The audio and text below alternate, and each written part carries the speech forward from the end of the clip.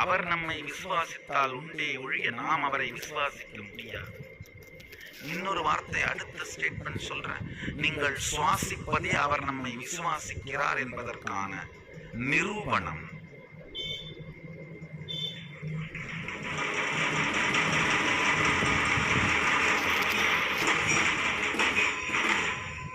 மேம்போக்கா கேட்டா பகுத்தாள்ஸ்க்கு புரியாது.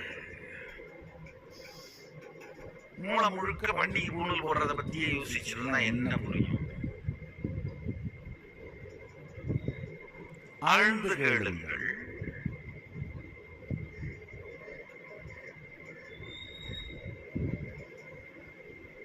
மேம்போக்கா கேட்டா புரியாது. ஆழ்ந்து கேட்டீர்களானா இந்த ரெண்டு வாக்கியமுமே ஒரு சத்தியத்தை தான் சொல்கிறது என்று